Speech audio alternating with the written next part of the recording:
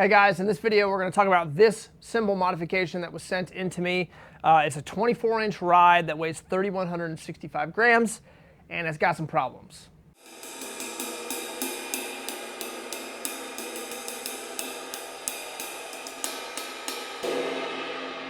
So this cymbal comes from an unnamed brand. I'm not going to mention the brand of the cymbal. And the customer bought it hoping that it would be a nice, smooth, warm, dark 24-inch ride. And it has a kind of an aggressive, clangy, hummy, tonal kind of vibe to it. It's really not the most pleasant sounding cymbal. It would work well for certain situations, but there are some very basic things about this cymbal in the setup of it that to me are just kind of wrong, not the way I would ever approach it. And so I initially contacted the customer to say, hey, to get this cymbal sounding like the reference, because he sent a reference of a 30th anniversary 24-inch ride that had a much lower pitch and it was much more warm and mellow sounding. I told him, I was like, it's really not going to be possible to get this cymbal sounding like that because of the curvature and height out at the outer edge. It's got a pretty good sized hook from here out to the edge, this section right here. And that is what's leading the area above it to have tons of hums and a lot of spread that really overshadows the stick definition. So let's take a listen to how it sounds, and then I'll talk about what we landed on for how to modify this thing.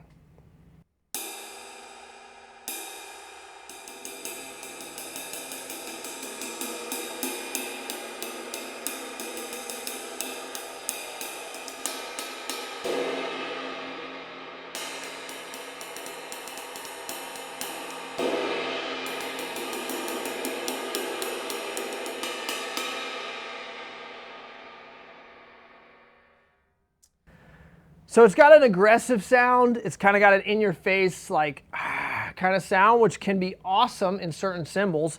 But to my taste, I would like that sound to be a little bit more blended, meaning that I would like the aggressive growl to live underneath the stick definition and to be a little bit more controlled. Right now, that aggressive growl is wild, and it overshadows the stick definition pretty quickly. So if you're in a situation and you need to dig in to really drive the band, it's not going to do what you need it to do. So what we landed on was going with a little bit more of an extreme modification concept, and that is we're going to cut the diameter down from a 24-inch to a 22, which is really going to lose, it's going to make the cymbal lose a good bit of its height. It'll have a much more gradual curve, and it will give me room to hammer, to correct some soft areas up near the bell, and it'll really give me room to dial in the kind of mellow sound that this guy is wanting. Now, one of the things that's really a problem with this cymbal setup, in my opinion, is the edge really doesn't have much of a taper at all to it.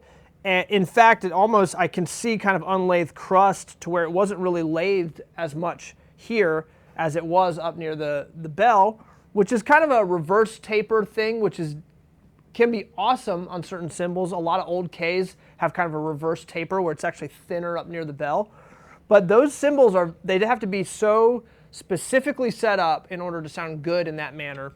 And if they're too thin, they're just going to be too wild up in this zone here. And that wildness really is what's causing the stick definition to get buried. So when I cut the diameter down to 22, I'm going to be adding a taper to it. But I'm also going to be hammering it to correct shape issues and control the growl and the spread so we have a nice drier stick sound. And then from there I can lathe over top of that and dial in the exact sound that I want that will get me closer to the 30th anniversary reference sound that the customer sent when they sent in this modification. So let's go over to the lathe, let's cut this thing down, and I'll start working on the modification and we'll see what it can turn into.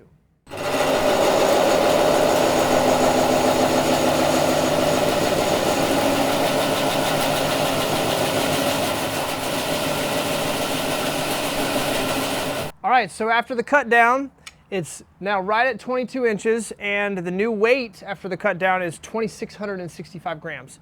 So we took off nearly 500 grams on this cymbal, or a little bit over 500 grams, and that it confirms also that the edge was thick, because usually with a normal taper on a cymbal, or an average taper, 1 inch is equal to 200 grams, so 2 inches would be equal to 400 grams. So the fact that that removed 500 grams means that there was definitely more weight on the edge. Let's listen to how it sounds. Before we do that, it's definitely a lot lower now. We have a nice low, medium-low shape.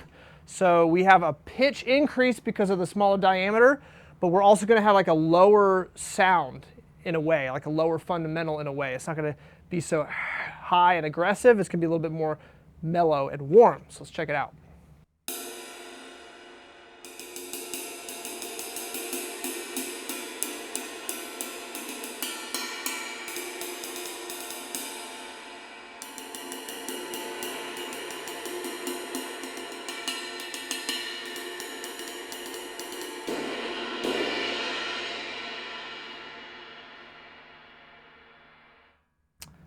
So to my ear, that actually sounds pretty dadgum good. The removal of that outer inch, 2 inches total, is giving me a much more cohesive sound to the cymbal already without me doing any additional hammering, any additional weight removal. And that's because we got rid of that hook out near the edge, and so it's got much more of an even curvature. It doesn't have like a downward thing that's causing kind of a flattening off up at the bell. And so all of those tones that were really popping off here when it was 24 now feel very subdued to my ear. I can come up and play near the bell.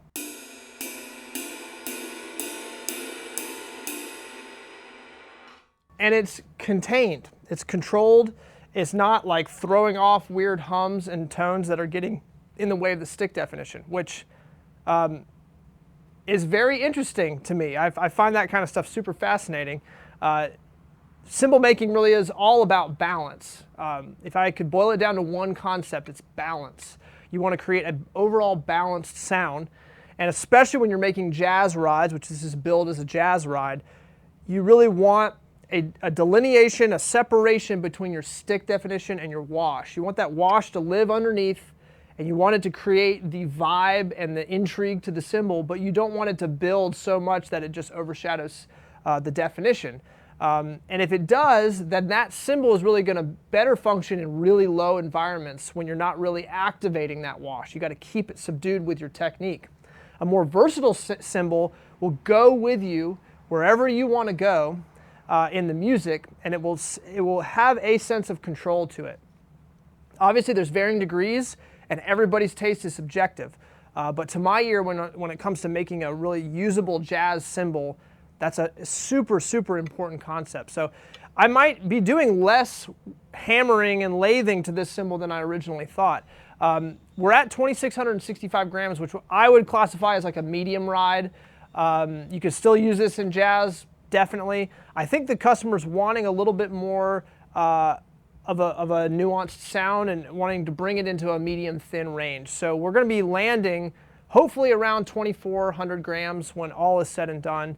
And so I'm going to get onto the hammering. I'm not going to show that part, but I'll do some hammering. I'll do a little bit of weight removal, and then once it rests, I'll hop back on to show you the final result of this modification.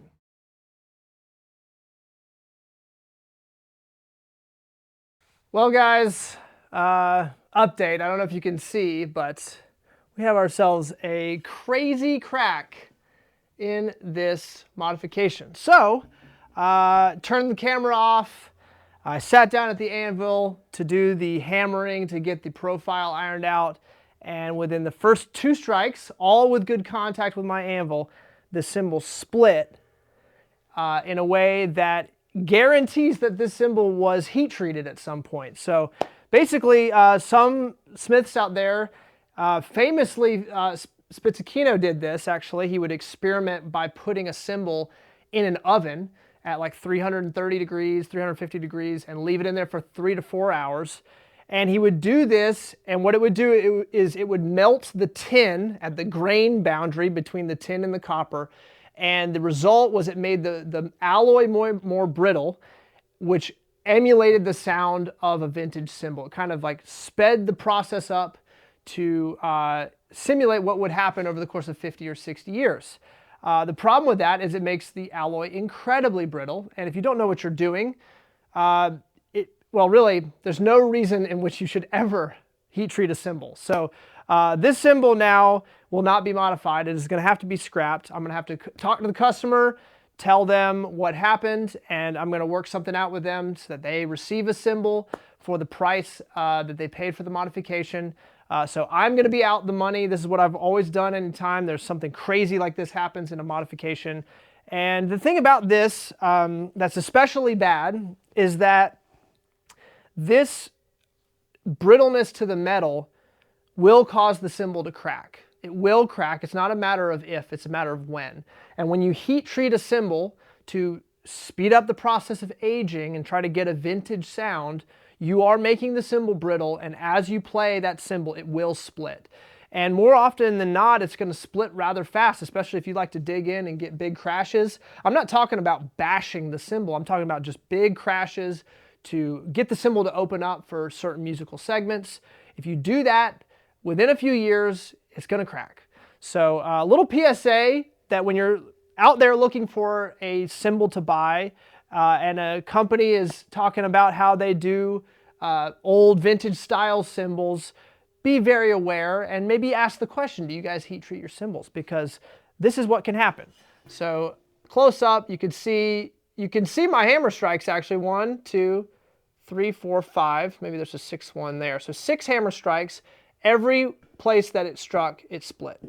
And that split has also gone against the grain. So if this was just a matter of bad contact on the anvil or whatever, it would have split within the groove of the lathing, because that's where it's thinner. In the middle of the groove is where it's thinner. So if it's going to split there. And usually it's going to split up the groove. If it ever splits across the groove, you know you have either a defective cymbal or you have an issue where the cymbal has been heat treated. So this video did not turn out how I hoped. I was really excited about how this cymbal was going to turn out. And obviously, hindsight being 2020, I would have left it without any hammering, just done the cut down. It was a perfectly fine sounding cymbal then, but it would have eventually cracked due to this heat treatment. So that's that. Please drop a comment below and let me know what you think about this surprise twist ending to this modification video. Hit the subscribe and the bell if you want notifications, and keep an eye out for the next video. My name is Timothy Roberts. Thanks for watching.